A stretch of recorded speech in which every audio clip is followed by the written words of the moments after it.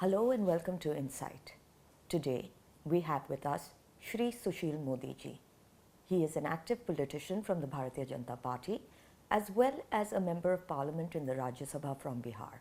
He has previously been the Deputy Chief Minister of Bihar as well as the Finance Minister of State. Sushil ji was an integral part of the Bihar Pradesh Chhatra Sangharsh Samiti, which spearheaded the famous Bihar movement which led to the emergency. Join us today and get an insider's view of what the emergency meant to this country and the long-lasting scars that it has left. नमस्कार सुशील जी, आपका बहुत बहुत स्वागत है insight पे. It is such a pleasure to have you with us. Though we are discussing one of the darkest moments in Indian history, the emergency, but we're very fortunate to have you because we have an insider's view on it. Could you start off by telling us, बहुत आजकल हमारे viewership में we have a lot of new generation that was not even born during that time. So could you give us a little bit on the history that you've had and the history of the Chhatra Sangharsh Samiti? देखिए during 1970s the price rise was at its peak and unemployment, price rise and discontent amongst the students, that was at its peak. So it started in Gujarat and that was known as the Nav Nirmana Andolan, and there was a Morvi Engineering College, and from that it started. All these movements in those days, student movements, they started because of increase in the mess fee or the tuition fee or some problem in the colleges. तो मोरवी के engineering college के अंदर mess charges को लेकर आंदोलन प्रारंभ हुआ और ये गुजरात का जो आंदोलन था वो नव निर्माण आंदोलन के नाम से जाना गया, और वह आंदोलन इतना व्यापक आंदोलन हो गया. और उसी के लगभग, ये जनवरी 74 की बात है, और उसी के लगभग एक महीने के बाद, and I can say that we took also some inspiration from the Gujarat movement because it was led by the students. The movement in Bihar started which is known, or which was known as a Chhatra Sangharsh Samiti Andolan, Chhatra Andolan or Jan Andolan, which was led by Jayaprakash Narayan. And in Bihar, there was a direct election of the Patna Institute Students' Union. In those days, there were Delhi University, like Arun Jaitley, Alok Kumar, they were elected in Banaras Hindu University, Gorakhpur University. We were having direct elections. So each and every student, they used to vote to elect the president and the general secretary. So Lalu Prasad Yadav, who is a RJD Supremo nowadays, he was the president of Patna University Students' Union in the year 1973. And I was elected as the general secretary of that Students' Union. So because it was a directly elected Students' Union, so it was very powerful. And because ABVP, Akhil Bharatiya Vidyarthi Parishad, was behind me, and we took inspiration and we were working for ABVP. So before this movement, ABVP had organized an All India Student Leaders Conference, Delhi के अंदर, और आलोक कुमार उस समय president थे, और Arun Jaitley was vice president of Delhi students union. And ABVP organized that event, All India Student Leaders Conference, in which more than about 25-30 student union leaders, they assembled in Delhi, and they decided that we will organize similar conferences in each and every state. और उसी से प्रेरणा लेकर बिहार में भी हम लोगों ने, और 7-8 फरवरी 1974 को बिहार प्रदेश छात्र नेता सम्मेलन आयोजित किया. और जो स्टूडेंट लीडर्स कॉन्फ्रेंस थी, उसका जो एजेंडा था वो था कि महंगाई पर रोक लगाओ, शिक्षा नीति में बदलाव करो, बेरोजगारी को दूर करो. यानी for the first time in the history of student movement, earlier the student movement only, they were only for what he said earlier, for fees, for increase of बस किराया अगर बढ़ गया तो उसके खिलाफ में आंदोलन हो रहा है, सिनेमा हॉल की टिकट को लेकर आंदोलन हो रहा है. लेकिन पहली बार थी कि सोशो इकोनॉमिक इश्यूज़ को लेकर, और पहली बार एक कॉन्फ्रेंस हुई दिल्ली में भी जो हुई और पटना में हुई, और ये तय किया गया कि इन बड़े मुद्दों को लेकर हम संघर्ष बिहार में शुरू करेंगे. But we at that time we were not knowing that we are going to create a history. And JP was nowhere at that time. And JP was not keeping well also, though he was living in Patna. And he was already 74. In those days, 74 means it was too much. And he was not keeping good health also. But we invited, under the banner of Patna Institute Students Union, we invited Jayaprakash Narayan to address the students in Patna College. There is a institution known as Patna College. तो जयप्रकाश जी वहाँ पर आए और student for democracy वो एक उस समय पूरे देश में लेक्चर देते जगह जगह जाकर स्टूडेंट फॉर डेमोक्रेसी और उन्होंने वहाँ पर भाषण किया. एट दैट टाइम मैंने ही felt that something is going to happen in this country. उन्होंने अपने भाषण में कहा कि मुझे सुनाई पड़े पदचाप यानी पाँव की जो कदमों की आवाज़ है वो मुझे सुनाई पड़ रही कि देश के अंदर बड़ा बदलाव होने जा रहा है और छात्र उसके तो these were his wordings. So he came and he delivered a lecture. That's all. He had nothing to do with that conference. ये जो कॉन्फ्रेंस हुई उसी में से हम लोगों ने एजुकेशनल प्रोग्राम अनाउंस किया और उसमें से एक प्रोग्राम हम लोगों ने ये अनाउंस किया कि हम बिहार असेंबली का घेराव करेंगे. And I don't remember, I think that by that time Gujarat Assembly had already been dissolved because of that movement. So we announced that on 18th March 1974, we will gherav the Bihar Assembly because that was the first day of the Assembly and the governor was going to address the Assembly, joint session of the Assembly. And we said that we will not allow governor to go to the Assembly and address the Assembly. We gave the call. And prior to that, there were many other educational programs. But we were surprised that in each and every program, thousands of students are coming. And we were also very surprised that the kind of support we were getting, but still we were not, we didn't knew that something big is going to happen. और जब 18 मार्च का जो दिन था, जिस दिन हमने announce किया कि हम घेराव करेंगे, you will be surprised to know more than 40,000 students they assembled in Patna. और गवर्नमेंट ने पूरे पटना को बैरिकेड कर दिया. यानी जो असेंबली का जो पूरा रास्ता था बाकी था. So it became a news for the last 5-6 days. There was news in the newspapers. The students have announced to घेराव the assembly. The government is so afraid they are barricading the entire Patna. And no organization, nothing but because of the discontent amongst the students. People wanted some kind of change. And because the issues were of larger interest of the society. शिक्षा में बदलाव, बेरोजगारी दूर करो, महंगाई पर लगाम लगाओ, ये सब, and then some local issues also. And 18th March 74, governor तो किसी तरह से गए एड्रेस करने के लिए, लेकिन there was a firing in Patna. And at more than 12 places there was a curfew was imposed in Patna, in Bihar. ये जो लड़के लौट कर गए जो पटना में आए थे तो पटना में कर्फ्यू लग गया. The biggest media press at that time was Aryavart India Nation which is now Hindustan Times and Hindustan. लड़कों ने उसको जला दिया, बड़े बड़े होटल्स को जला दिया. और जो होता है इस तरह के आंदोलन के कुछ एंटी सोशल एलिमेंट्स भी घुस जाते हैं और वो लोग जो हैं. और ये जो लड़के लौट कर गए अपने अपने विलेज में या डिस्ट्रिक्ट में, वहाँ उन लोगों ने आंदोलन शुरू कर दिया.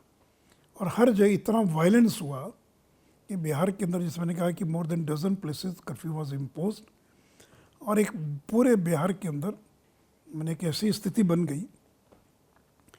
And now we thought that this moment is going out of control because there was no leadership, though we were a student leader, but we were not able to handle that kind of upsurge. And we thought that if we ask Jayaprakash Narayan ji, and if he is ready to lead this movement, then only we can able to continue this movement further. So Ram Bahadur Rai is a renowned journalist. तो राम बहादुर राय थे और लोग थे और हम लोग गए मिलने की. जयप्रकाश जी बीमार थे. उनसे आग्रह किया कि ये आंदोलन वायलेंट हो गया है, हिंसक हो गया, आप इसको संभालिए। जयप्रकाश जी बीमार थे, उन्होंने कहा कि ठीक है मैं नेतृत्व तो करूँगा, लेकिन मेरी शर्त है कि एक तो वायलेंस नहीं होना चाहिए, और दूसरी बात है कि मैं जो कहूँ वो सभी लोग उसको माने। We readily agreed. He was not keeping well. He went to Vellore when he came back. और जब जेपी ने उसका नेतृत्व संभाला तो वो जो मूवमेंट था, student movement, that was converted into a mass movement. Earlier it was only student movement, then it became people's movement, जन आंदोलन। Professors, teachers, women, employees, all of them joined this movement. And it was only because of Jayaprakash Narayan that violent movement, they were now raising slogan, हमला चाहे जैसा होगा, हाथ हमारा नहीं उठेगा। तो बिकॉज ऑफ जेपी की अगर किसी भी प्रकार का पुलिस हमला भी करेगी तो we will not raise our hands. और फिर जेपी ने पीस मार्च निकालना शुरू किया, मौन जुलूस। जब मौन जुलूस उन्होंने 8 अप्रैल या 9 अप्रैल को निकाला तो thousands of people join that मौन जुलूस। तो धीरे धीरे पीपल उसमें जुड़ने लगे। और जेपी का कहना था कि कोई भी मास मूवमेंट में अगर वायलेंस होगा तो common man will not involve himself with that movement, because they can't bear the brutality of the government और द पुलिस। इसलिए आप चाहे गांधी का आंदोलन देखिए या जेपी का आंदोलन देखिए, और धीरे धीरे आंदोलन बढ़ता चला गया। इंदिरा गांधी दिल्ली में सत्ता में थी और ये आंदोलन देश के बाकी हिस्सों में फैलने लगा, though it was not to that extent which what it was in Bihar. लेकिन दिल्ली के अंदर जो, इस बीच में जैसे मैंने बताया कि विधानसभा भंग हो गई गुजरात की, तो गुजरात की जो विधानसभा भंग हो गई तो हम लोगों को उससे एक और ताकत मिली, और हम लोगों ने कहा कि बिहार की भी विधानसभा को भंग करो। And we forced the MLAs to resign. So about 40 MLAs were forced to resign. So they resigned from their primary membership of assembly. इस तरह से आंदोलन बढ़ता चला गया, देशव्यापी ये कन्वर्ट होता चला गया। और बाद में 1975 में, and JP became such a, earlier also he was a towering personality, but when we called him in Patna, hardly 500 students were there to listen Jayaprakash Narayan. And the same Jayaprakash Narayan, when he addressed in Patna Gandhi Maidan, 1 lakh people were there. And at the age of 75, he was giving like a classroom lecture. He used to sit and give lecture. और 1 घंटा 1.5 घंटा बड़े बड़े theoretical चीज़ों को, वो Marxist थे, बाद में सोशलिस्ट बने, तो बड़ी बड़ी चीज़ों को समझाते थे। एंड जो लोग थे वो पिन ड्रॉप साइलेंस होकर गांधी पब्लिक में 1-1 लाख लोग सुनते थे। तो ये धीरे धीरे जो हो गया, तो इंदिरा गांधी डरने लगी, और इंदिरा गांधी को लगा कि ये मूवमेंट, और फिर सारी पॉलिटिकल पार्टी उसके के अंदर आ गई, जनसंघ, कांग्रेस हो, लोकदल, जो भी पार्टियां थी उसमें। और मैं सीधे इमरजेंसी पर आता हूँ। इसी बीच में जून 1975, और जून 1975 में इंदिरा गांधी का जो के खिलाफ में राजनारायण ने इलाहाबाद हाई कोर्ट में एक रिट फाइल किया था कि इलेक्शन में उन्होंने करप्ट प्रैक्टिसेस का इस्तेमाल किया था, और इलाहाबाद हाई कोर्ट ने इंदिरा गांधी के खिलाफ में ऑर्डर दे दिया, जजमेंट दिया, और उनकी मेंबरशिप को उन्होंने ख़त्म कर दिया, कहा कि उनका चुनाव इलीगल था, अनकॉन्स्टिट्यूशनल था, और कहा कि आपको पार्लियामेंट के अंदर वोटिंग राइट नहीं होगा, she can't vote in. So it was very कि किसी कंट्री के प्राइम मिनिस्टर को कोर्ट ये कहे कि आप वोट नहीं कर सकते, तो इंदिरा गांधी को लगा कि अब मुझे इस्तीफा देना पड़ेगा, बिकॉज कोर्ट का स्ट्रक्चर हो गया उनके खिलाफ में, because she was charged bye Allahabad high court that she had used corrupt means, corrupt practices for winning election. तो फिर इंदिरा गांधी को लगा कि अब जिस तरह का आंदोलन चल रहा है और जेपी के जिस तरह का सपोर्ट है, तो अब इंदिरा गांधी को लगा कि इस आंदोलन को और सत्ता में बने रहना है, otherwise she had to resign, because the movement started to forcing Indira Gandhi to resign. तो फिर इंदिरा गांधी ने 25 जून की रात को इस देश के अंदर इमरजेंसी लगा दिया। सो ये इमरजेंसी के पीछे का बैकग्राउंड है कि अगर गुजरात का आंदोलन नहीं होता, अगर बिहार का आंदोलन नहीं होता, जयप्रकाश नारायण नहीं होते, और ये स्टूडेंट मूवमेंट अगर मास मूवमेंट में अगर कन्वर्ट नहीं होता, और इलाहाबाद हाई कोर्ट का फैसला नहीं आता, तो जो इंदिरा गांधी 71 के अंदर और बांग्लादेश युद्ध के बाद शी वॉज हीरो इन अ वे। उससे इंदिरा गांधी की स्थिति ये बन गई कि उनको अपनी सत्ता को बचाने के लिए और देश में इमरजेंसी को लगाना पड़ा। एक और जानने की बात यह कि already there was a emergency in India. जो 71 का जो वार था, तो उसी समय देश में इमरजेंसी लगाई जा चुकी थी। So that was because of external reasons. So there was a provision in the there is a provision constitution, if there is unrest in the country, तो आंतरिक कारणों से भी इमरजेंसी लगाई जा सकती है।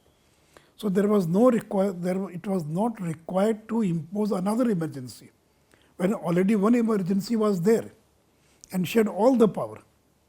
But the second emergency, because of internal claiming that there is internal disturbances, जो और देश की सुरक्षा को खतरा है, देश की सिक्योरिटी और इंटेग्रिटी को खतरा है, तो उसने अपनी गद्दी के खतरे को उन्होंने कन्वर्ट करने का प्रयास किया। देश की सुरक्षा और इंटेग्रिटी पर खतरा है और उन्होंने इमरजेंसी जो है और लगा दिया। तो ये इमरजेंसी के बाद एक दूसरा चैप्टर फिर और स्टार्ट होता है। Clearly, discontent and how it impacted the youth was enormous, क्योंकि that was not the time of social media. ये जो movement के बारे में जो conversation spread हुआ, जो idea spread हुआ, it was word of mouth largely, newspapers. But before I come to my other questions about the emergency, I'd like to ask you, JP Narayan to obviously led this movement. You were very closely involved in this movement. There were a lot of other leaders also who maybe are not that well known, maybe ये generation उनको नहीं जानती है। वो कौन थे and उनका contribution क्या था? नहीं, देखिए, leader was only Jayaprakash Narayan, और उस समय हालात ऐसे थे कि पॉलिटिकल लीडर्स को जनता ने नकार दिया था। I still remember Karpoori Thakur ji, Ramanand Tiwari, they were towering leaders of Bihar. तो लोग उनके सभाओं में अगर 5,000 लोग आ रहे हैं तो स्टूडेंट लीडर्स को सुनने के लिए 20,000 लोग आ रहे हैं। मैंने in those days at the age of 21-22 I addressed a crowd of 10,000, 15,000. So more people used to come to attend the meetings of the student leaders because they had faith that these people can do something. And the politicians, the political parties has failed. तो जब political party fail करती है तब इस तरह का movement जो है, तो लेकिन जेपी को ये मालूम था कि स्टूडेंट मूवमेंट को बहुत लंबा चलाना मुश्किल होगा। So he involved all the political parties which were active at that time. तो जनसंघ, कांग्रेस हो, वो लोग भी उसके अंदर शामिल हो गए। इसलिए जब इंदिरा जी ने इमरजेंसी लगाई तो उन्होंने करीब 1,10,000 लोगों को गिरफ्तार करके जेलों के अंदर बंद कर दिया। और उस समय के अटल बिहारी वाजपेयी, लाल कृष्ण आडवाणी, चौधरी चरण सिंह, मोरारजी देसाई, जितने भी स्टॉलवर्ड्स थे, पार्टियों के लीडर्स थे, उन सारे लोगों को रातों रात उन्होंने, इवन जयप्रकाश नारायण, जबकि उनकी किडनी खराब थी, उनकी तबीयत ठीक नहीं थी, was also arrested on the night of 25 जून। और उन सारे लोगों को उन्होंने पकड़ के जेलों के अंदर बंद कर दिया। तो जेलों में बंद करना एक बात है, उस समय एक एक्ट था, maintenance of internal security act, मिसा। और मिसा में था कि हम किसी भी आदमी को बिना वारंट के अरेस्ट कर सकते हैं and we can keep him for at least 3-4 months without any notice, without any charges. और वो मिसा के अंदर जो है वो बेल हाई कोर्ट से ही हो सकती थी। And there was also act DIR, defence of India rules, जो कि अंग्रेज़ों के ज़माने में जिसका इस्तेमाल होता था। और ये मिसा और DIR के अंतर्गत ये 1 लाख से ज़्यादा लोगों को बंद कर दिया गया जेलों के अंदर। RSS पर बैन कर दिया गया। RSS को ये चार्ज किया गया कि RSS इस आंदोलन के पीछे है, राष्ट्रीय स्वयंसेवक संघ JP के पीछे है इस आंदोलन के पीछे, और वो देश की कई सरकार को डिस्टेबलाइज करके और देश की सुरक्षा पर खतरा पैदा करना चाहते हैं। जबकि RSS was nowhere as an individual, RSS were in the movement, but no, RSS was nowhere. But उनको लगा कि एक मौका इसी बहाने RSS को कुचल दो। RSS को प्रतिबंध लगा दिया गया। RSS के हजारों लोगों को पकड़ के जेलों के अंदर बंद कर दिया गया, उसमें कि बाला साहब, देवरस वगैरह जितने लोग थे, और देश में सेंसरशिप लागू कर दिया गया। इंदिरा जी को लगा कि ये जो मीडिया है ये मेरे खिलाफ लिखता है, तो इसलिए मीडिया का मुंह बंद कर दिया जाए। तो देश में सेंसरशिप लागू कर दी गई। तो जैसे आजकल कहते हैं ऑपोजिशन वाले, काफ़ी हमें सुनने को मिलता है कि this dispensation there is no media freedom, there is no press freedom, authoritarian है। Could you give us some sort of a reality check that actually authoritarian regime, what have you experienced? उसका मतलब क्या होता है, especially under emergency?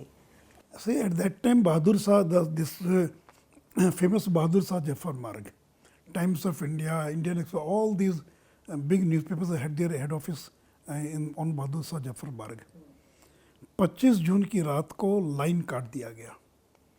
सो entire Bahadur Shah Zafar मार्ग बिजली का line काट दिया गया ताकि अगले दिन कोई न्यूज़पेपर नहीं छप सकेगा।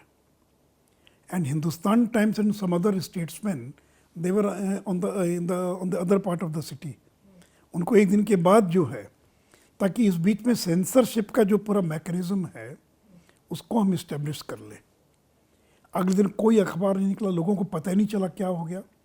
और मीडिया को इंस्ट्रक्शन था कि when Atal Bihari Vajpayee is arrested it will not be a news. So people didn't knew that. For 3-4 months, people didn't knew that who are the people who are in the jail. तो मोरारजी, चरण सिंह, अटल बिहारी वाजपेयी, लोगों को पता ही नहीं था। उसमें कोई सोशल मीडिया को बाकी तो था ही नहीं जो है।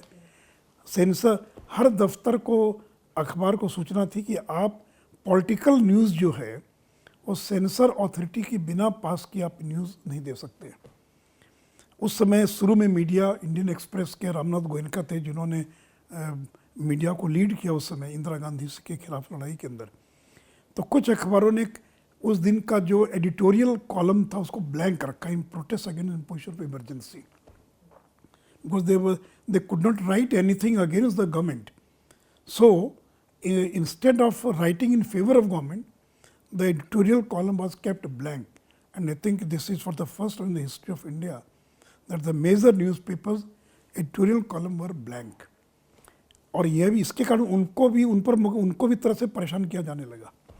तो इसलिए एक तो मीडिया को किस तरह से परेशान किया गया, और इतना ही नहीं, तो जो मीडिया को परेशान किया गया, more than 200 journalists were arrested, press council of India was dissolved, thousands of journalists accreditations were ख़त्म कर दिया कि एक्रेडिशन जो होता पत्रकारों का।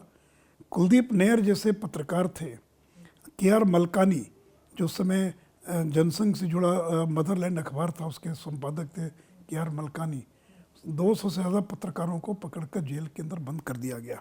This was all under this MISA Act कि ऐसे Different और act भी थे? during emergency. The big people were under the MISA, otherwise they were the DIR. But either you are a MISA or DIR, you can't get bail. Courts को instruction था कि किसी को बेल नहीं देना है। सो एंड जेल के अंदर यह हालत है कि no political prisoner can meet anybody for 2 months। We are not able to meet or even family members. तो यानी घर वालों को ये भी पता नहीं कि वो कौन किस जेल के अंदर बंद है, और कोर्ट में बेल नहीं मिलेगा, कब तक रहेंगे पता नहीं। 6 महीना 8 महीना 6 महीने के बाद धीरे धीरे लोगों को बेल मिलना शुरू हुआ, लेकिन 70% of the people were still in the jail. और कोर्ट की प्रोसीडिंग, पार्लियामेंट की प्रोसीडिंग को कोई पब्लिश नहीं कर सकता। वो अगर पब्लिश करना होगा तो वो सेंसर अथॉरिटी का परमिशन लेकर ही पब्लिश कर सकता है। पार्लियामेंट के अंदर कौन कौन मेंबर्स एब्सेंट हैं आप उसको लिख नहीं सकते। जो अपोजिशन के लीडर्स की जो स्पीच है उनका नाम केवल आप दे सकते हैं। There speech will not be publish in the newspapers. और द गवर्नमेंट इंदिरा गांधी और द रूलिंग पार्टी के जो मेंबर्स, उन्हीं की जो स्पीच है, जो फॉरेन जर्नलिस्ट थे उनको भारत छोड़ने के लिए बाध्य कर दिया गया।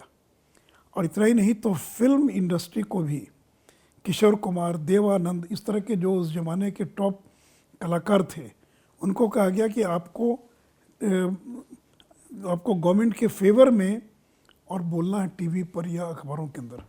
उन्होंने इनकार कर दिया तो किशोर कुमार के गानों को बैन कर दिया गया। तो eight that time Doordarshan just started, तो दूरदर्शन पर किशोर कुमार के गाने जो हैं नहीं दिखाए गए। उसमें पिक्चर आई थी आंधी के नाम से, उसके अंदर सुचित्रा सेन जो थी वो देखने में इंदिरा गांधी जैसा उसको उसमें दिखाया गया था। तो उस पिक्चर को बैन कर दिया गया कि गुलजार की पिक्चर थी। उस picture was not allowed to be screen on the in the theatres in the cinema halls. यानी आप कार्टून भी नहीं छाप सकते। शंकर्स वीकली नाम की एक बहुत फेमस मैगजीन थी जो कार्टून्स वगैरह उसमें आते थे। तो आप जो प्रेजेंट गवर्नमेंट उसके खिलाफ में कोई कार्टून, कोई व्यंग, कोई सटायर, कोई ह्यूमर, यहाँ तक कि कोई गांधी जी और रविंद्रनाथ टैगोर के कोई ऐसे कोट्स भी आप नहीं छाप सकते हैं जो कोट इंडिकेट करते हैं कि वो प्रेजेंट गवर्नमेंट को कहीं ना कहीं टारगेट कर रहे हैं। तो यानी हम तो सोच नहीं सकते हैं कि किस प्रकार की सेंसरशिप थी। तो इसलिए देखिए वो तो एक ऐसा दौर था कि उसकी तुलना तो कभी हो ही नहीं सकती है। और जो लोग आज कहते थे उनको पता ही नहीं कि इमरजेंसी में क्या हुआ था। आज तो अखबारों पर कोई पाबंदी नहीं है, कोई लिखना चाहे लिख सकता है, सोशल मीडिया है, बाकी सारी चीज़ें हैं। तो इस तरह से इंदिरा गांधी ने सेंसरशिप के द्वारा और पूरा मीडिया को, उसका देखिए नुकसान कितना बड़ा हुआ। अब अखबारों के अंदर केवल प्रो गवर्नमेंट न्यूज़ आने लगी। अब गवर्नमेंट को पता ही नहीं चल रहा कि लोगों में नाराज़गी है, किस बात का गुस्सा है, किस बात का डिसकंटेंट है। And government was very happy that everything is going on well, कि ट्रेन समय पर चल रही है, अनुशासन है। इंदिरा जी यही कहती थी कि पूरे देश के अंदर डिसिप्लिन है।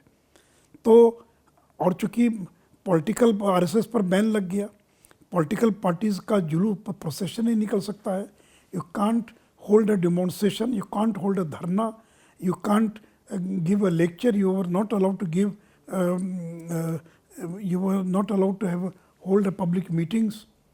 तो हर चीज़ की वाहवाही हो रही है। तो इंदिरा गांधी को लगा कि मैं जो कुछ कर रही हूँ और पूरी जनता मेरे साथ है, और इसी धोखे में उन्होंने इलेक्शन का अनाउंस कर दिया। जो उन्होंने जो चुनाव की घोषणा की थी वो इसी धोखे में कि पूरी जनता तो मेरे साथ, और अगर मैं चुनाव करा दूंगी तो जो उनको जो कहा था कि तानाशाह डिक्टेटर हैं वो, तो ये इस्टेब्लिश हो जाएगा कि I am not a dictator, because he had increase the term of parliament from 5 years to 6 years। और केवल सेंसरशिप नहीं, यानी पार्लियामेंट को कैसे मिसयूज किया उन्होंने, मैंने कॉन्स्टिट्यूशन को, पीपल्स रिप्रेजेंटेशन एक्ट को उन्होंने जो मिसयूज किया है, कि जब अवैध उनके चुनाव को जब इलाहाबाद हाईकोर्ट ने अवैध करार दे दिया और कहा कि आपको वोटिंग राइट नहीं है, और सारे इम्पोर्टेंट लीडर्स तो जेल में थे, तो पार्लियामेंट के अंदर तो बहुत गिने चुने लोग थे, जो हिज मास्टर्स वॉइस वाले जो लोग थे वही थे पार्लियामेंट के अंदर। तो उन्होंने ऐसे ऐसे बिल पास कराए। एक उन्होंने बिल पास करा लिया कि president, vice president, speaker and prime minister के खिलाफ में कोई इलेक्शन पिटिशन एंटरटेन नहीं किया जाएगा। So no election petition will be entertained in any court of law. It will only the election commission which can look after any election petition। और इतना ही नहीं, तो ये भी कहा कि इस अमेंडमेंट के पहले अगर किसी कोर्ट ने फैसला दिया है तो वह भी अवैध माना जाएगा, क्योंकि इलाहाबाद हाईकोर्ट का फैसला उसके पहले आ गया था। तो यानी कोई सोच नहीं सकता है कि कोई प्राइम मिनिस्टर इस प्रकार से कॉन्स्टिट्यूशन को अमेंड करे। और इलाहाबाद हाईकोर्ट ने जितना उनको चार्जेस फ्रेम किया था उन सारे चार्जेस को नलिफाई करने के लिए उन्होंने रिट्रोस्पेक्टिव इफेक्ट से पीपल्स रिप्रेजेंटेशन एक्ट में और इंडियन कॉन्स्टिट्यूशन में अमेंड कर दिया ताकि वो सारे चार्जेस नलिफाई हो जाए। तो इसलिए उन्होंने केवल सेंसरशिप नहीं लगाया, बाकी ने कि संविधान का भी जिसको कहते हैं गला घोंटने का काम किया। तो ये इंदिरा गांधी ने इस प्रकार से संविधान, जुडिशरी, कहते थे कि कमिटेड जुडिशरी होनी चाहिए। और इंदिरा गांधी के बहुत सारे फैसलों को कोर्ट ने इमरजेंसी के पहले, जैसे प्रीवी पर्स का मामला था, बैंक नेशनलाइजेशन का मामला था, तो इस तरह के बहुत सारे मामलों में सुप्रीम कोर्ट ने टर्न डाउन कर दिया सरकार के निर्णयों को। तो इंदिरा गांधी को लगता था कि कमिटेड जुडिशरी होनी चाहिए, मैं जो सो कॉल्ड सोशल रिफॉर्म करना चाह रही हूँ उसमें ये कोर्ट बाधक बन रहा है। और उसी कोर्ट ने उनकी मेमोरी को ख़त्म कर दिया था, उनको ख़त्म कर दिया था। तो इंदिरा गांधी ने यहाँ तक कर दिया इसके अंदर कि कोर्ट की कि अभी तक की परिपाटी थी देश के अंदर कि चीफ जस्टिस ऑफ इंडिया जो होता है वो सीनियरिटी से होता है। तो उन्होंने, चूँकि उनके खिलाफ में कोर्ट के कुछ जजमेंट्स आ गए, तो उन जजेस को सुपरसीड करके जो फोर्थ नंबर पर जो जज था उसको चीफ जस्टिस बना दिया गया। तो यानी जुडिशरी को भी जिस तरह से उन्होंने आतंकित करके रखा था, तो इसलिए ये लोग, और जेलों के अंदर हालत ये थी, पॉलिटिकल प्रिजनर्स की ये हाल थी कि सैकड़ों लोग जेलों के अंदर 19 महीना लोगों को रहना पड़ा, और 19 मंथ्स लोग रहे, घर के लोगों से मिल नहीं सकते, बेल होगा नहीं, पता नहीं कितना समय लगेगा, इतना टॉर्चर किया गया लोगों को। मेरे जैसे व्यक्ति को जब मैं गिरफ्तार किया गया 27 या 28 जून 1975 को, तो मुझे 5 दिन तक पुलिस कस्टडी में रखा गया। भैया आप 5 दिन तक क्यों रखेंगे किसी को पुलिस कस्टडी के अंदर? और 5 दिन क्रिमिनल्स के साथ एक छोटे से कमरे में, जो पुलिस का बैरक होता, बैरक नहीं, थाने के अंदर जो रखने की जगह थी, वहाँ 5 दिन तक मुझे बंद करके रखा गया। और फिर जब जेल भेजा गया तो हाथ में हथकड़ी लगाकर कुत्ते पीछे भौंक रहे हैं। 5 दिन तक मैंने स्नान नहीं किया था, पसीने से तरबतर हूँ, गर्मी का समय, जून का महीना, बाल बिखरे हुए हैं, बच्चे पत्थर फेंक रहे हैं। उनको लग रहा है कि जैसे उस ज़माने में जब कोई पुलिस वाले हथकड़ी लगाकर चोर को ले जाते थे तो छोटे बच्चे पीछे पीछे उसका मजाक उड़ाते हुए चलते थे। उसी तरह से हम लोग जेल जा रहे हैं हथकड़ी लगाकर, और लोगों को लग रहा है वो पागल आदमी जा रहा है। और डर इतना कि जब मैं दरभंगा में, समस्तीपुर में गिरफ्तार हुआ और दरभंगा जेल मुझे ले जाया जा रहा था, तो स्टेशन पर मैं बैठा हुआ था कुर्सी, तो वहाँ पर जो बेंच लगी रहती है, एक बगल में आदमी बैठे, मैंने पूछा आप कौन हैं? तो बोला मैं प्रोफेसर हूँ। तो उन्होंने पूछा आप कौन हैं? तो जैसे ही मैंने कहा कि मैं मीसाबंदी हूँ, वो उठकर चले गए। उनको डर लगा कि अगर मीसाबंदी के बगल में बैठ गए तो ऐसा नहीं कि पुलिस मुझे गिरफ्तार कर ले। एक और एग्जाम्पल, मुझे लगा कि 5 दिन हो गए, मेरे घर वालों को ये पता नहीं है कि मैं गिरफ्तार हूँ, कहाँ हूँ, जिंदा हूँ कि मर गया हूँ, क्या हूँ। तो पोस्ट ऑफिस थी वहाँ पर स्टेशन पर, तो मैं सोचा कि वहाँ जाके एक टेलीग्राम कर दें कि मैं गिरफ्तार हूँ और मैं दरभंगा जेल में हूँ। मैंने जैसे मैसेज लिखा उसके अंदर, तो पोस्ट मास्टर ने टेलीग्राम लेने से इनकार कर दिया, कहा कि मिसा प्रिजनर का कोई भी हम मैसेज जो है पास ऑन नहीं कर सकते। तो यानी इस प्रकार की माने एट्रोसिटीज़ लोगों को भुगतनी पड़ी है। और ख़ास करके आरएसएस के लोग जो थे, जो बेचारे न तो आंदोलन में थे न कहीं और थे, तो शादीशुदा लोग थे, परिवार वाले लोग थे, वो 1.5 साल तक उनको जेलों के अंदर बंद रखा गया। और जो आईएएस ऑफिसर से जो ब्यूरोक्रेसी थी, उसको फ्रीडम था कुछ भी करने के लिए। और मैं एक उदाहरण केवल देना चाहूँगा, और ऐसे सैकड़ों उदाहरण हैं कि किस तरह की एट्रोसिटीज़ हुई। मैं हजारीबाग जेल में था, और हजारीबाग जेल में मेरी सिस्टर की शादी थी, मेरी बहन की शादी थी। तो मैं हजारीबाग जेल में जब मैंने मांगा सरकार से कि बहन की शादी में जाने का मुझे परमिशन दिया जाए, उन्होंने परमिशन नहीं दिया। तो मेरी बहन की शादी हो गई, और परमिशन आया 20 दिन के बाद, जबकि शादी हो गई सारी जो है। मैं जेल से बाहर निकला, और गेट के सामने ही बंगला था वहाँ के कमिश्नर का, डिस्ट्रिक्ट मजिस्ट्रेट का। तो मैं सोचा कि मैं चला जाऊँ मिलने के लिए, और मिलकर उनको बताऊँ कि जेल में कितनी कठिनाई है। कल्पना नहीं कर सकती हैं आप कि जब मैं गया कलेक्टर से मिलने, यंग कलेक्टर 30 साल का लड़का होगा, दुर्गा शंकर मुखोपाध्याय, और जैसे ही मैंने बताया कि मैं जेल से आया हूँ, वैसे से मारना शुरू कर दिया।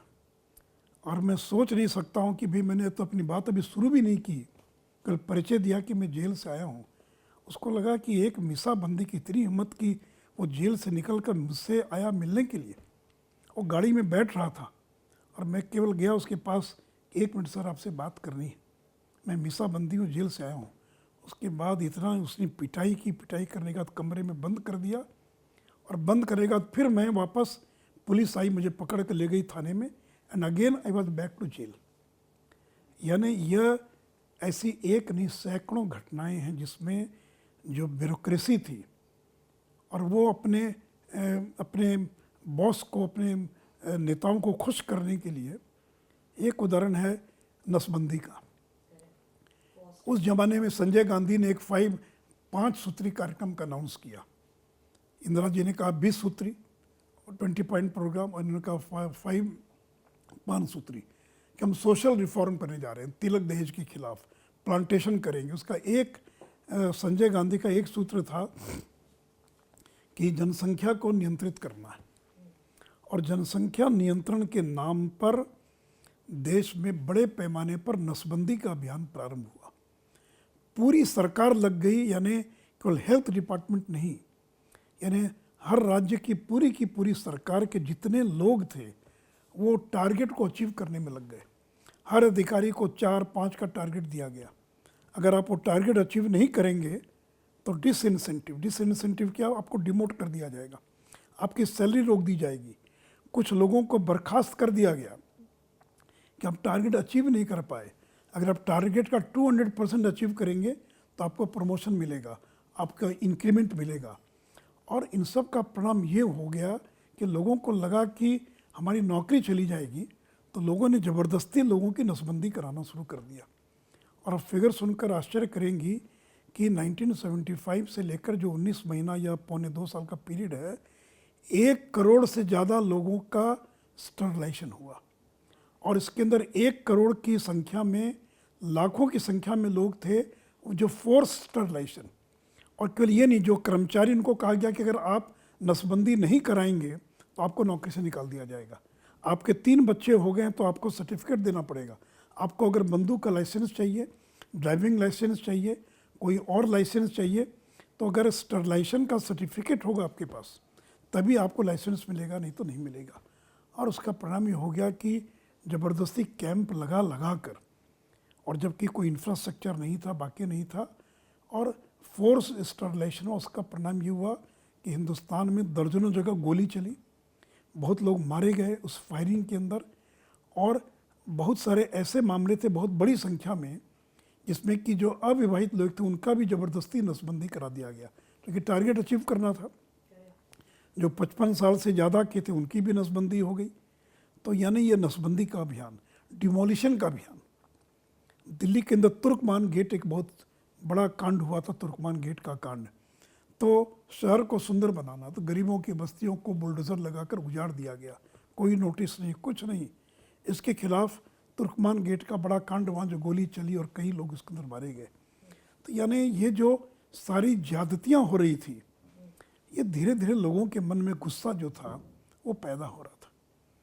और इंदिरा गांधी को पूरी दुनिया का जो फॉरेन मीडिया था वो उनको, उनकी इमेज एज ए डिक्टेटर जो है, इंदिरा गांधी को लगा कि दुनिया मुझे डिक्टेटर कर रही थी, इसलिए उन्होंने पहले तो 6 साल कर दिया पार्लियामेंट का टर्म। लेकिन बाद में उनको लगा कि मैं चुनाव करा दूं, सारे लोग तो जेल के अंदर हैं, 19 महीने से पॉलिटिकल एक्टिविटीज़ बंद पड़ी हैं, मैंने इतना काम किया जनता का, तो अगर मैं चुनाव करा दूं तो मुझे एक वैधानिकता मिल जाएगी, और ये होगा कि एक उनको सैंक्शन मिल जाएगा कि people have given sanction, I am not a dictator, I am a Democrat. तो उन्होंने इलेक्शन करा दिया, घोषणा कर दिया। जब इलेक्शन की घोषणा की सारे लोग तो जेल में थे, तो जो पॉलिटिकल लीडर्स था उसमें 2 ग्रुप हो गया। जॉर्ज फर्नांडिस जैसे लोग थे जिनका मत था कि इलेक्शन का बाइकआउट करना चाहिए हमको, क्योंकि हम इलेक्शन में जीत नहीं पाएंगे, पैसा उनके पास है, हमारे लोग तो जेलों के अंदर बंद हैं, डिमोरलाइज हैं, बाकी हैं, तो इसलिए हमको इलेक्शन में भाग नहीं लेना चाहिए। हम इंदिरा गांधी को वैधानिकता प्रदान कर देंगे इलेक्शन में पार्टिसिपेट करके। अटल जी वगैरह बाकी का मत था, जेपी का भी मत था कि नहीं हमको इलेक्शन में जाना चाहिए, हमको पीपल्स के पास जाना चाहिए अपनी बात को लेकर। बाद में जनता पार्टी बनी, और यह भी इंडिया की हिस्ट्री की एक बड़ी घटना है कि 4 मेन जो अपोजिशन पार्टी थी, भारतीय जनसंघ, कांग्रेस हो, जो भी 3-4 पार्टियां थी, उन चारों पार्टियों का मिलाकर उन चारों पार्टियों ने मर्ज कर गए, और मर्ज करके जनता पार्टी के नाम से एक नई पार्टी का गठन किया गया। और जेपी ने कहा कि अगर हम एक नहीं होंगे तो इंदिरा गांधी का मुकाबला नहीं हो सकते। और जेपी ने कहा कि आज़ादी की दूसरी लड़ाई है, पहली लड़ाई थी जो गांधी के नेतृत्व में लड़ी गई, जो अंग्रेज़ों के खिलाफ लड़ाई थी, यह आज़ादी की दूसरी लड़ाई है। और चुनाव के मैदान में गए लोग, कुछ लोगों को छोड़ा गया, अधिकांश वर्कर्स जेल में ही थे, लेकिन बड़े बड़े लीडर्स को छोड़ दिया गया। लेकिन जब चुनाव के अंदर लोग मैदान में गए तो हम लोग आश्चर्यचकित थे, 1-1 लाख लोग सुनने के लिए आ रहे हैं ऑपोजिशन के लीडर्स को। और रूलिंग पार्टी में तो केवल इंदिरा गांधी थी, तो वो तो मैनेज शो होता था, प्राइम मिनिस्टर हैं, पूरी सरकार लगी उनकी रैली को आयोजित करने में। तो जयप्रकाश नारायण हो, अटल बिहारी वाजपेयी हो, मोरारजी देसाई हो, फिर कांग्रेस का एक सेक्शन जो था, जगजीवन राम, हेमवती नंदन बहुगुणा, ये लोग टूट गए कांग्रेस से। इन लोगों ने रिवोल्ट करके और एक अलग पार्टी बना लिया और वो आ गए जनता पार्टी के साथ। और फिर जो इलेक्शन हुआ वो इमरजेंसी इलेक्शन का मुद्दा बन गई। और किस तरह से नसबंदी हुई, किस डिमोलिशन का ड्राइव चला, कैसे नेताओं को पकड़कर जेल में बंद कर दिया गया। और जेपी ने कहा ये डू और डाई का बैटल है, क्योंकि अगर इंदिरा गांधी लौट कर आ गई तो फिर लोगों को वापस जेलों के अंदर बंद कर देगी। और जनता ने जो मैंडेट दिया कि बिहार में 54 लोकसभा की सीट थी, 54 की 54 सीट जनता पार्टी जीत गई। उत्तर प्रदेश में 85 लोकसभा की सीट थी, 85 की 85 लोकसभा की सीट जीत गए। पंजाब, हरियाणा, राजस्थान, मध्य प्रदेश, बंगाल, बिहार, एक भी सीट कांग्रेस नहीं जीत पाई। जो कांग्रेस को सीटें आई वो साउथ के अंदर आई। और जो सबसे बड़ा मैंडेट था कि इंदिरा गांधी चुनाव हार गई, तो जिस राजनारायण की इलेक्शन पटिशन पर इंदिरा गांधी की मेंबरशिप ख़त्म हुई थी, और इंदिरा जी ने जिस राजनारायण को हराया था रायबरेली में, उस राजनारायण ने इंदिरा गांधी को चुनाव हरा दिया। तो देश के प्राइम मिनिस्टर चुनाव हार गए। उसमें टीवी नहीं था और ऑल इंडिया रेडियो का समाचार दिन में 2 ही 3 बार आता था, 1 बजे, 5 बजे, 6 बजे, 9 बजे रात को। हम लोग को भरोसा ही नहीं हो रहा था कान पर कि इंदिरा गांधी चुनाव हार सकती है। संजय गांधी जो उस समय एक्स्ट्रा कॉन्स्टिट्यूशनल अथॉरिटी थे, उनके लड़के थे और पूरी सत्ता का संचालन वो कर रहे थे। रविंद्र सिंह नाम का एक बीजेपी जनसंघ का मामूली वर्कर ने संजय गांधी को चुनाव हरा दिया। और जितने भी लोग थे, बड़े बड़े नेता कांग्रेस के सारे नेता चुनाव हार गए। तो ये जो चुनाव हुआ, तो जनता ने ये दिखला दिया इस चुनाव के द्वारा कि लोकतंत्र से बेहतर कोई व्यवस्था नहीं हो सकती है। तानाशाही जो है ये लोकतंत्र का विकल्प नहीं हो सकता है। तो लोगों को आज़ादी भी चाहिए, कि उनको रोटी भी चाहिए। लेकिन आप अगर किसी को कहेंगे कि तुमको रोटी देंगे, सारी सुख सुविधा देंगे, सारी लग्जरी देंगे, लेकिन कमरे में बंद रखेंगे, तो देश की जनता ने बता दिया कि हमको रोटी भी चाहिए और हमको आज़ादी भी चाहिए। और किसी प्रकार के अगर एट्रोसिटीज़ करेंगे, सेंसरशिप लगाएंगे, तो ये रूलिंग पार्टी का ही उसमें से नुकसान होगा। तो इंदिरा गांधी ने कोई हथकंडा नहीं बचा था जो उन्होंने नहीं अपनाया होगा। 77 के अंदर चुनाव का जो रिज़ल्ट आया, फिर जनता पार्टी का गठन हुआ। कॉन्स्टिट्यूशन के अंदर जो अमेंडमेंट किए गए थे उसको वापस लिया गया। आरएसएस पर से जो प्रतिबंध लगा था उस प्रतिबंध को समाप्त किया गया। और स्टूडेंट्स ने ये दिखला दिया कि जो छात्र हैं उनमें समाज को बदलने की ताकत है। उसके पहले तक ये माना जाता था कि रशियन रिवॉल्यूशन के समय में या उसके बाद कि जो मजदूर है, जो लेबर है, वही केवल रिवॉल्यूशन कर सकता है। तो जो रूस की क्रांति हुई, कम्युनिस्ट देशों में जो क्रांति हुई, उसके अंदर मजदूर की बड़ी भूमिका थी। तो पहली बार दुनिया के इतिहास के अंदर और स्टूडेंट जो है वो भी चेंज ला सकता है, वो भी सत्ता में बदलाव ला सकता है। क्योंकि 77 के पहले कुछ राज्यों के अंदर गैर कांग्रेसी सरकार बनी थी। 52 से लेकर लगातार स्टेट में और सेंटर में कांग्रेस की सरकारी बनती थी। 67 में पहली बार 9 या 10 राज्यों में गैर कांग्रेसी सरकारों का गठन हुआ, लेकिन केंद्र में कांग्रेस की ही सत्ता थी। और लोगों को लगता था कि दिल्ली से हम केंद्र की सत्ता को उखाड़ नहीं पाएंगे। लेकिन 77 के इलेक्शन के बाद लोगों को ये विश्वास पैदा हुआ कि हम वोट की ताकत से केवल राज्यों की सत्ता को ही नहीं, बल्कि हम केंद्र की सत्ता को भी हम और बदल सकते हैं। और एक लेसन था कि देश की जनता तानाशाही को स्वीकार नहीं कर सकती है। लोगों को आज़ादी चाहिए, बोलने की आज़ादी होनी चाहिए, रहने की आज़ादी होनी चाहिए। तो ये एक बहुत बड़ा लेसन था, एक बहुत बड़ा सबक है देश के नेताओं के लिए। मगर हाउ डिड ये इमरजेंसी जो हुआ, वी नो कि political leaders how it affected them, you know हमारा जो general situation in the country, how it impacted that, but what did the common man have to go through? नहीं देखिए, common man को यानी common man जो है, इसे मैं आज़ादी की बात, कॉमन मैन का तो कोई जेल में लोग हैं तो नेता जेल में हैं। मगर एक डर का माहौल था। नहीं, डर का माहौल तो था, किसी को पकड़ कर बंद किया जा सकता है। यानी डिसिप्लिन के नाम पर यह कहा गया कि इमरजेंसी की सबसे बड़ी अचीवमेंट क्या है, तो रेल टाइम पर चल रही है। तो क्या रेल समय पर चलाने के लिए इमरजेंसी लगाने की आवश्यकता है क्या? तो देश में एक डर भय पैदा हो गया। यार अटल बिहारी वाजपेयी, जयप्रकाश नारायण को जेलों में बंद किया जा सकता है, और तो आम आदमी के मन में डर पैदा हो गया, हम अपनी बात बोल नहीं सकते हैं। आज तो कोई आपने अगर प्राइस राइज हो तो आप बयान दे सकते हैं, बोल सकते हैं, प्रदर्शन कर सकते हैं, लेकिन आप कुछ बोल नहीं सकते हैं, कोई एक्टिविटीज़ नहीं कर सकते हैं। तो ये जो बोलने की जो आज़ादी थी, वो जो बोलने की आज़ादी छीन ली गई, विरोध करने की आज़ादी। लोकतंत्र में आपको विरोध करने का अधिकार है। तो आम जनता जो थी, और वो देख रही थी कि नसबंदी के नाम पर, तो यानी नसबंदी, डिमोलिशन का ड्राइव, इन चीज़ों ने लोगों को बहुत ज़्यादा प्रभावित किया। चूँकि जैसे ने 1 करोड़ का मैंने आपको फिगर दिया, कल बिहार में 8 लाख की नसबंदी हुई, तो यानी ये तो गांव-गांव के अंदर हुआ।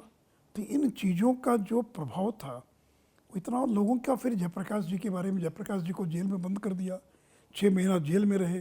फिर जेपी जब छूट कर आए तो उनकी किडनी खराब हो चुकी थी, डायलिसिस पर जेपी चले गए। तो ये जो धीरे धीरे एट्रोसिटीज़ के समाचार आने लगे, और बीबीसी जो ब्रॉडकास्टिंग, ब्रिटिश ब्रॉडकास्टिंग कॉरपोरेशन था, तो लोगों को ऑल इंडिया रेडियो पर भरोसा नहीं था। लोग चोरी छिपे बीबीसी सुना करते थे, क्योंकि बीबीसी में ही ऑथेंटिक समाचार होगा। और देखिए, लोगों को मीडिया नहीं थी तो भी कैसे चीज़ें फैलती हैं, ये एक स्टडी करने का विषय है कि सोशल मीडिया नहीं, अखबार नहीं, अखबार बंद तो भी लोगों तक, और यहाँ तक प्रतिबंध था कि पोस्टर नहीं लगा सकते, बैनर नहीं लगा सकते, हैंडबिल नहीं बांट सकते। तो चोरी छिपे आरएसएस के लोगों ने, उस ज़माने में साइक्लोस्टाइल होता था, तो साइक्लोस्टाइल न्यूज़पेपर्स वो निकाल कर चोरी छिपे घर घर जाकर बांटते थे। प्रेस, सैकड़ों प्रेस को बंद कर दिया गया, यानी जो प्रिंटिंग प्रेस थी, अगर कहीं भी पाया गया कि कोई हैंडबिल प्रिंट हुआ है तो उसको सील कर दिया गया। तो कोई प्रेस वाला तैयार नहीं होता था कि आपके कोई डॉक्यूमेंट को प्रिंट करना है। तो हमारे जो लोग अंडरग्राउंड काम करते थे, वो लोग साइक्लोस्टाइल करके और उसको प्रिंट करते थे, और वो फिर घर घर जाकर बांटते थे लोगों को जो है। और वो भी अगर बांटते हुए पकड़े गए तो जेल, इसलिए वो भी चोरी छिपे। पोस्टर अगर साटना है तो साट नहीं सकते, तो पीठ के पीछे लगा लिया और धीरे से दीवार के पीछे दीवार के सट कर खड़े हो गए ताकि पोस्टर सट जाए। यानी तरह तरह के लोगों ने, और फिर ये तो जेल में गए 1,10,000 लोग, लेकिन लाखों लोग थे जो अंडरग्राउंड मूवमेंट में थे। जो लोग जेल नहीं गए, उनको डर था कि घर पर रहेंगे तो पुलिस पकड़ कर ले जाएगी।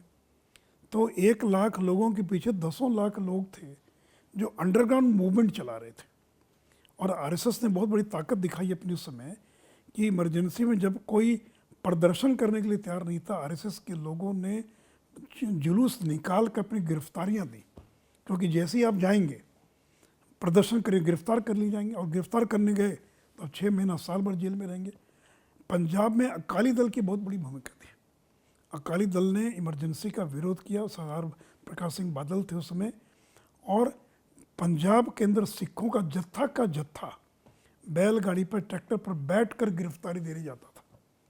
तो यानी इन गिरफ्तारियों का ये परिणाम हुआ कि लोगों का जो डर था वो थोड़ा कम होना शुरू हुआ। फिर people's union for civil liberties, PUCL नाम की एक संस्था थी, जस्टिस तारकुंडे उसके अध्यक्ष थे। उन लोगों ने सिविल लिबर्टीज़ के मुद्दों को उठाया कि किस तरह, और फॉरेन मीडिया जो थी वो इंडिया के अंदर किस तरह से इमरजेंसी में एक्सेसेस हो रही हैं, उसको बहुत प्रोमिनेंटली फॉरेन मीडिया ने, इसलिए इंदिरा जी ने सारे फॉरेन कॉरेस्पॉन्डेंट जो थे उनको बाहर कर दिया कि आप यहाँ से जो हैं और जा सकते हो। और ये पूरे मूवमेंट में women were also arrested, involved? in every way. Yes, they say prior to 1974, the involvement of women was very little or very less in any kind of movement. और जब पहली बार बिहार आंदोलन में महिला धरना पर बैठी तो it was a big news कि बिहार जैसे बैकवर्ड स्टेट में औरतें जो धरना पर बैठी हैं। और जब जुलूस निकला आरा में कई जगहों पर जैसे महिलाएं भी पार्टिसिपेट कर रही थी, तो it was a surprise, it was a big news कि महिला जो है। तो धीरे धीरे महिलाओं का जो सोशल पार्टिसिपेशन महाराष्ट्र में, गुजरात में तो पहले से भी था, लेकिन यूपी, बिहार, जो हिंदी स्पीकिंग स्टेट्स में मैं कह सकता हूँ कि इमरजेंसी और जेपी मूवमेंट के कारण महिलाओं का पार्टिसिपेशन जो है बढ़ा। अच्छी संख्या महिलाएं भी जेल में थी, बंद थी, कम थे लेकिन महिलाएं भी जेल के अंदर बंद थी। सर, इतना आपने इंसाइटफुल हमें डिटेल्स दिए हैं जो हमें कभी नहीं पता थे। जैसे आपने फॉर स्टेरिलाइजेशन के बारे में बोला, जो नंबर्स हमें यूजुअली दिखाई देते हैं, they are not even a fraction of the number that you told us, and आपका तो इंक्वायरी रिपोर्ट से ये डेटा है। But unfortunately I know we are also limited on time, तो मैं एक आखिरी क्वेश्चन पूछना चाहूँगी, is that what should we learn from this saga of the emergency? We call it one of the darkest days in Indian history.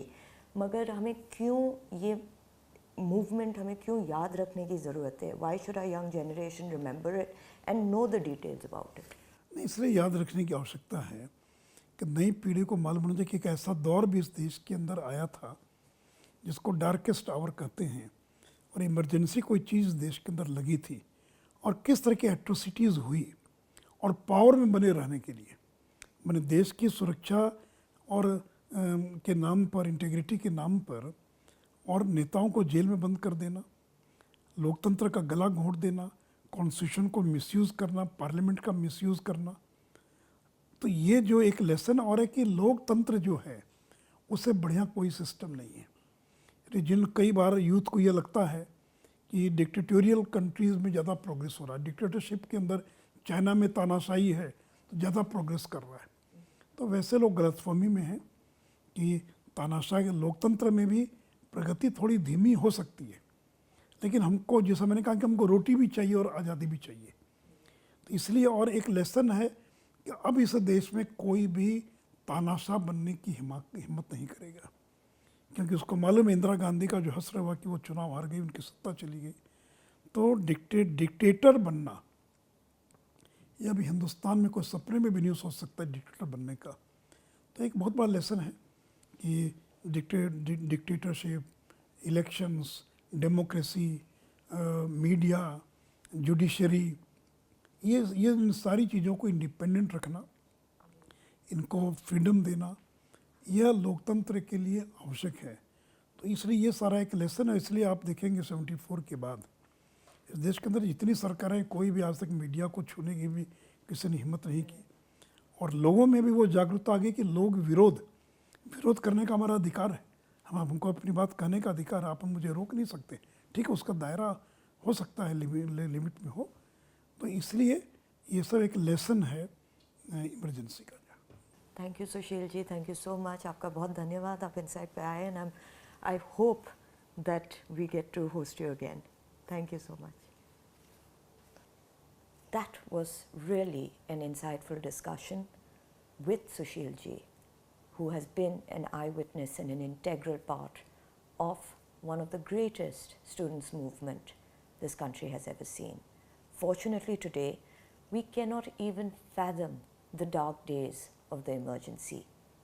Yet, it remains our duty to remember those who laid down their lives to give us the freedoms we take for granted today. Thank you for watching us. Till next time.